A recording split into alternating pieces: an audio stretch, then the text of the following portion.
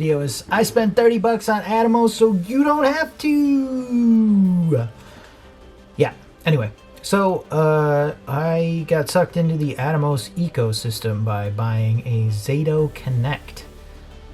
They had a sale on it. I think it was in November of last year, maybe December, and it was about $199.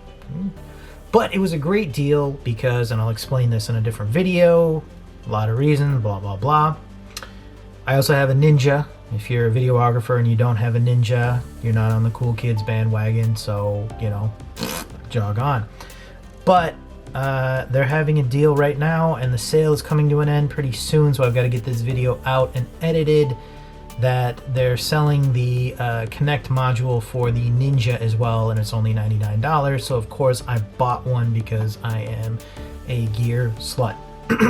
I bought the Connect expecting to be able to work with both my Atomos Ninja Connect and the Atomos Zato Connect, and having two camera angles that can go to the Atomos Cloud.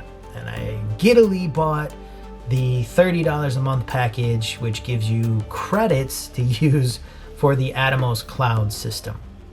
So if you don't know, the Atomos Cloud system is an interesting system for Atomos that allows you to upload your video or create live shows or use frame.io or a couple different tools basically within their ecosystem.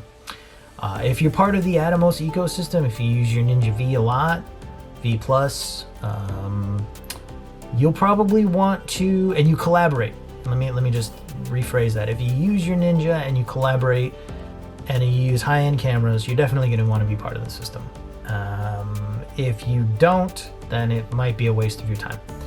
So to preface, and I've said this in the other video, with the Zato Connect, you basically just get the option of uploading it to a place of your choice.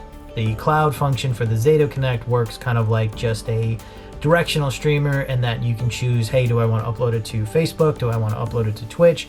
Do I want to upload it here, there, etc.? You don't get to add the Zato Connect to your live mixing cloud option. You have to have a Ninja V with the Connect module. So that's kind of disappointing, just because like you expect all their products to work together and play together. One of the cool things that you can do is you can use the Atomos Cloud to mix remotely, and it works pretty well.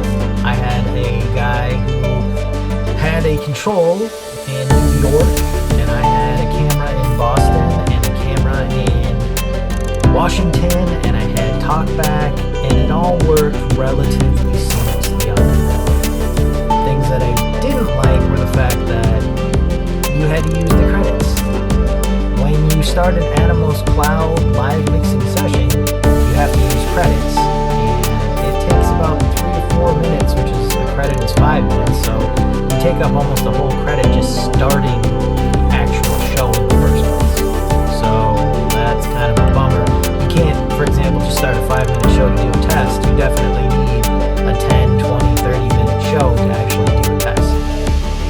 That being said, the quality seemed pretty good. The iPad app worked really good as well. The producer role of switching on an iPad, you got a good live view. The slowdown wasn't really that bad at all. So there was some good caveats. If you want to have a studio in New York and you're going to be at home in California, and as long as you've got good internet connection, you're going to be able to connect to and do what you want to do.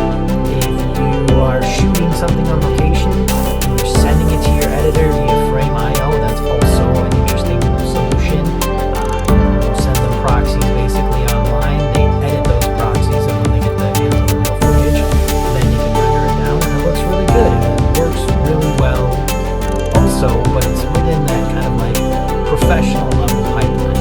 As a solo videographer, as a small team videographer, I don't think you're really going to use many of these options, and it's a little bit overly complex to set up for a solo guy because, for example, while it's easy to connect the device into the Atomos Cloud system, they give you a couple of phrases like cheese eating mouse to connect your device to the Atomos Cloud.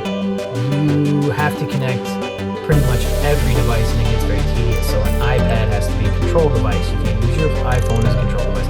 You can use Atomos camera, which does work, and that works really well. It's really weird that you can use your phone as a camera over the Zato Connect, which is an actual device that they have, and that's in my other video as well. That's frustrating, but you can also use your phone as additional angle if you need to.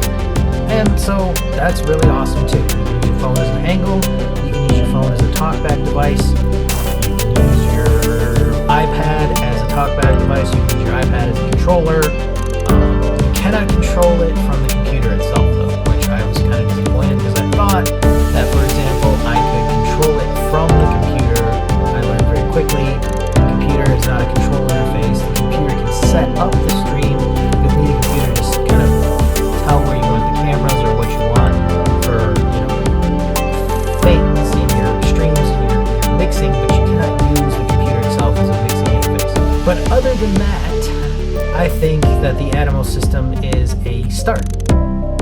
So again, if you have multiple Ninjas, buy the Connect system for it. If you have a remote producer or somebody remote that wants to edit for you, buy the Connect system for it. If you want to have extra cameras in your Connect system, don't buy the Zato Connect. If you have extra iPhones laying around, that's also expensive. You can use those in your Atomos system. If you have two Ninjas and a phone, you can use that. That also works. There's a variety of options. It's just more of a expensive solution. And the credit system, I very much dislike. I dislike something like that. It seems like a cheap token grab. Oh, look, buy more tokens. Yeah, I'm not kind of like that. I want the service to either work or not work. Atomos is the only company that I know right now that's charging kind of like per hour type of that solution. What I recommend is you play with it.